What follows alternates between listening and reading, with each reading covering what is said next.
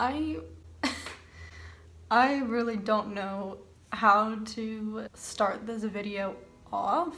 I think I just have to jump right into it because there's a lot and I'm still processing and we're all still processing. Before I begin, also, I would just like to say, despite the numerous requests I got to film and post my actual live reactions to the episodes, that had been something I've wanted to do, but I also, I guess selfishly, kind of just wanted to be able to sit down and watch the episodes and enjoy them and not have to worry about quickly running to go edit it and download the episode and get my reaction out as soon as possible. I just kind of wanted to be able to watch them and not have to worry about, you know, the pressure to put on a reaction for the camera and stuff like that. So I hope you'll forgive me for not actually sharing any of my genuine raw reactions in the moment to watching the episode live. But in all honesty, I'm sparing you guys by not sharing my reaction to the finale because it was truly just me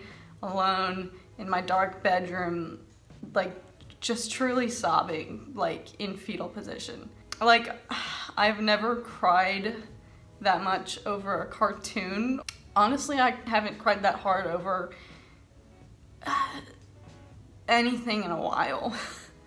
I'm gonna stop rambling. My main point there is I'm sorry that I didn't get around to ever actually recording and filming my reactions for you guys. I know that was really highly requested. I apologize again. I just wanted to take this video to just share my thoughts on the finale. These are all my own opinions. Again, not trying to force anything upon anyone else. This is just my initial reaction and review of the episode. I think I owe it to you guys because I didn't really make any reaction videos this whole season, so I think it's appropriate that I talk about the finale, the final episode. First off, that music during the intro, that was just a straight up like warning. That was the creators just saying, just preparing us for the fact that we were about to be emotionally slain. In regards to the timeline, I caught myself thinking things like, as Ahsoka and Rex were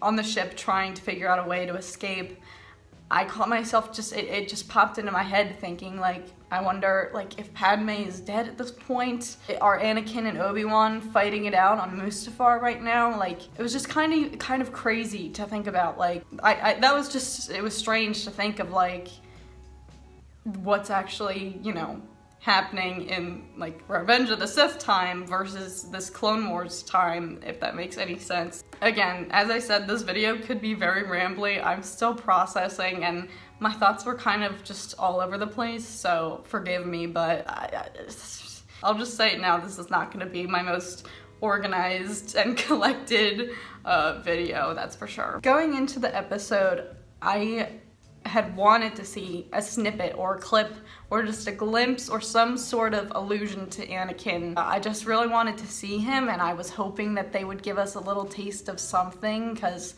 I don't know, I was just craving seeing more of him. I wanted to see if they would share any aspects of, you know, Order 66 or him taking on the Jedi Temple or things that we didn't see in Revenge of the Sith. Throughout the episode, I began to realize that we weren't going to see any of that. In a way, not seeing Anakin, but knowing what is going on with him and Obi-Wan and Padme and everyone else, it made it like even just more chilling and it made him feel very like ghostly. I think that was such an appropriate decision to not reveal or share any of that stuff that we already know is going on, because it really just totally kind of severs our connection with Clone Wars Anakin and really solidifies that he's dying and he's gone. We've all watched Revenge of the Sith like a million times, like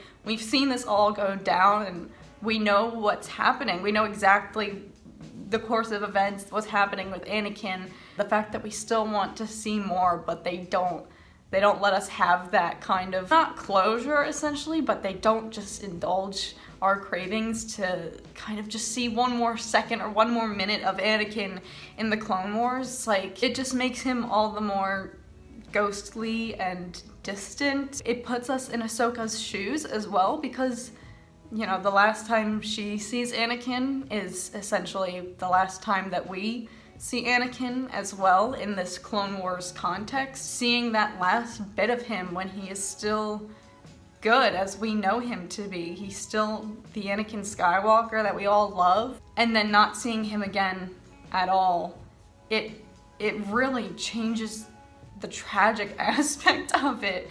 Because with Revenge of the Sith, we see the downfall and the progression of his angst and the dark side showing itself within him. We see all that and it's still heartbreaking, but to not be witnessing his downfall and to be put in Ahsoka's shoes where the last time you see Anakin Skywalker, he is still this role model to her and he's still this hero. To have that be the last time and then to not see or witness any of his downfall, it just makes his tragic story all the more tragic. They somehow just found a way to make all of this like hurt more than it already does. But yeah, I thought that was an incredible decision in terms of placing us directly in Ahsoka's shoes and having her last time seeing Anakin be the same for us. Like, it was just, I think that was brilliant. Strangely enough, Darth Maul was like the emotional release for me for this episode. Like, that is so strange to say. My heart was being broken, but then they would show Darth Maul again and I'd feel alright again for a few seconds. But that's just a testament to how soul-crushing this episode was. When Darth Maul is like the one thing that makes you happy in an episode, like, oh my gosh. I really started to lose it after their ship crashed and the camera pans slowly over the wreckage. I don't know if this was the intention at all, but for me that just felt so, like, just heartbreakingly, like, symbolic. It was the visual representation of the destruction of this entire plotline and like everything in the Clone Wars leading up to this moment. We had 6 seasons that all boiled down to like this destruction and wreckage, and for me that was just, I kind of lost it, because that was just that visually solidified for me like everything is over. For me, I just felt like it was symbolizing Anakin's downfall and the repercussions of it, and the fact that it just led to the destruction of everything. And that's kind of when the waterworks happened afterwards. The scene with Ahsoka and Rex and the clone helmets. I'm definitely gonna like cry if I talk about it, but that was just like, just soul crushing. Just so soul crushing. I can't cry right now. Yeah, that is when I lost it. Yeah, that was really rough.